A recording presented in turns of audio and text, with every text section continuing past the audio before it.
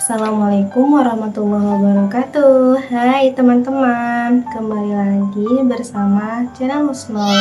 Sebelum lanjut ke pembahasannya, jangan lupa subscribe, like, dan komennya ya. Nah teman-teman, hari ini saya akan menyampaikan tentang penghalang terkabulnya doa. Nah, sebagai orang mukmin, kita wajib percaya kepada kekuasaan Allah dan atas segala perintah beserta larangannya. Kita mesti meyakini semua ketentuan Allah adalah adil dan penuh dengan hikmah. Ketika kita sedang kesulitan, kesusahan, kita langsung bermunajat kepada Allah Subhanahu wa taala.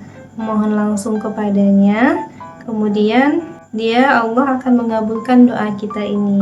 Nah, saat kita ditimpa musibah, kita berdoa, lantas Allah yang akan menghilangkan musibah tersebut. Namun, terkadang doa yang kita panjatkan tidak kunjung dikabulkan walaupun kita sudah berdoa siang dan malam. Jadi, kita harus introspeksi diri.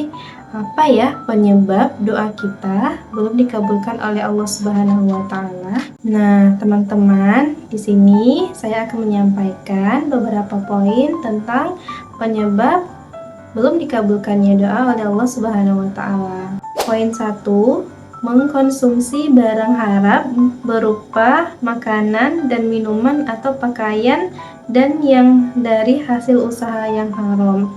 Jadi teman-teman, faktor pertama yang menyebabkan belum dikabulkannya doa oleh Allah Subhanahu wa taala adalah karena kita mengkonsumsi pakaian, makanan, minuman dari hal yang haram. Nah, hal ini dijelaskan di dalam sebuah hadis dari Abu Hurairah. Dia mengatakan, Rasulullah Shallallahu alaihi wasallam bersabda, "Hai manusia, sungguh Allah itu Maha baik dan Dia tidak menerima kecuali yang baik. Sungguh Allah telah memberikan perintah kepada orang mukmin sebagaimana Dia memerintahkan para rasul."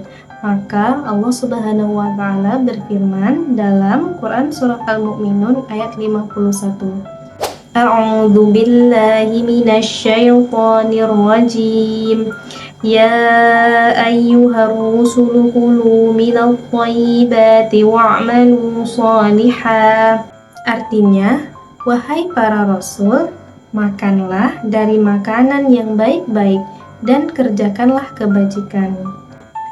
Nah, poin kedua yang menjadi penyebab belum terkabulnya doa yaitu meminta supaya doa yang dipanjatkan cepat terkabul hingga meninggalkan doa ketika tidak mampu bersabar. Nah, dijelaskan di sini bahwasanya apabila seorang muslim menginginkan agar doanya segera dikabulkan, tetapi hikmah Allah menuntut hasil yang sebaliknya, maka dia pun harus bersabar. Tidak boleh putus asa dari rahmat Allah. Teruslah berdoa, sebab sikap isti'jal atau meminta agar doa segera dikabulkan justru akan menjadi penghalang terkabulnya. Sungguh, tidak ada seorang pun yang bisa memaksa Allah, karena Dia bertindak atau berbuat menurut yang dikehendakinya. Rasulullah Shallallahu alaihi wasallam bersabda, "Yustajabu li ahadikum ma lam ya'jal, fayaqul qad da'awtu falam yustajab li." Artinya, dikabulkannya doa seseorang dari kalian selama tidak terburu-buru. Dia mengatakan, "Aku sudah berdoa dan doaku belum juga dikabulkan." Lantas salah seorang yang hadir ketika itu bertanya kepada Rasulullah, "Wahai Rasulullah, apakah yang dimaksud dengan isti'jal?" Beliau menjawab, "Jika seseorang berkata, 'Aku sudah berdoa, memohon kepadanya, dan Allah belum juga mengabulkan doaku,' lantas dia bosan atau berputus asa, hingga akhirnya meninggalkan doa tersebut. Nah, ternyata teman-teman, ketika kita berdoa dengan tergesa-gesa dan berharap agar doa kita cepat dikabulkan, itu menjadi penyebab terhalangnya doa.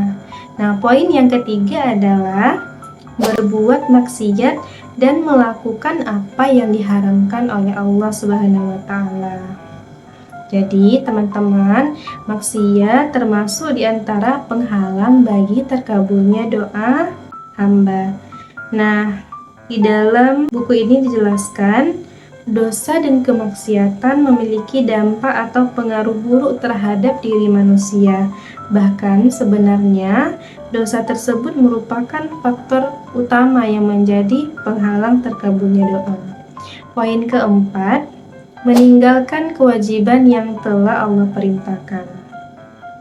Seperti halnya ketaatan dimasukkan pada faktor pendorong terkabulnya doa seorang hamba, maka meninggalkan kewajiban pun layak untuk dijadikan sebagai suatu penghalang terkabulnya doa. Nah, salah satu kewajiban hamba adalah amar ma'ruf dan nahi mungkar. Apabila kedua amal ini tidak terlaksana, maka doa kita pun tidak akan terkabulkan. Nah, poin kelima, berdoa dengan suatu permohonan yang isinya mengandung perbuatan dosa atau memutuskan silaturahmi. Nah, ketika kita berdoa, yang doa kita itu mengandung sebuah perbuatan dosa dan niat kita untuk memutuskan silaturahmi kita kepada sesama muslim, itu juga menjadi penghalang terkabulnya doa. Poin keenam, tidak bersikap sungguh-sungguh saat memanjatkan doa. Rasulullah Shallallahu Alaihi Wasallam bersabda, jika seseorang dari kalian berdoa, janganlah mengucapkan, "Ya Allah, ampunilah dosaku jika Engkau menghendaki. Sayangilah aku jika Engkau menghendaki, serta berikanlah aku rezeki jika Engkau menghendaki." Melainkan dia harus bersungguh-sungguh di dalam doanya. Sesungguhnya Allah berbuat menurut apa yang Dia kehendaki, dan tidak ada sesuatu yang mampu memaksanya. Jadi ketika berdoa harus dengan sungguh-sungguh ya teman-teman. Nah, poin yang ketujuh adalah lalai dan dikuasai oleh hawa nafsu. Rasulullah Shallallahu Alaihi Wasallam bersabda, berdoalah kalian kepada Allah dengan keyakinan akan terkabul, dan ketahuilah bahwa Allah tidak mengabulkan doa dari hati yang lalai dan lelah. Nah, teman-teman, apabila seorang muslim sudah berdoa, berusaha memenuhi syarat-syaratnya dan menjauhi penghalang terkabulnya doa tersebut, tetapi masih belum dikabulkan, maka dia harus bersabar dan meridhoinya. Yakinlah bahwa Allah Subhanahu wa taala memiliki hikmah yang agung. Allah sangat sayang kepada hambanya, sedangkan seorang hamba tidak mengetahui akibat dari urusannya. Kadang seorang hamba mengharapkan sesuatu padahal itu buruk baginya, dan kadang tidak menyukai sesuatu padahal itu baik untuknya. Nah, meskipun belum dikabulkannya doa kita, seorang hamba harus mengingat bahwasanya doa itu seutama-utamanya amal ibadah. Kita dianjurkan agar banyak berdoa dan insya Allah doa kita akan cepat dikabulkan. Ingatlah, janganlah sekali-kali berputus asa dari rahmat Allah. Nah, itulah di antara poin-poin yang menjadi penyebab terhalangnya doa. Nah, teman-teman, ketika kita sudah mengetahui poin-poin penyebab terhalangnya doa, diharapkan kita bisa menjaga apa yang diwajibkan oleh Allah dan Rasul-Nya, serta menjauhi apa yang dilarangnya, serta kita memperbanyak mengamalkan setiap yang disunahkan Nabi kita Muhammad SAW berdasarkan hadis-hadis yang sahih. Nah, mungkin itu saja yang bisa saya sampaikan untuk hari ini. Assalamualaikum warahmatullahi wabarakatuh. Dadah teman-teman.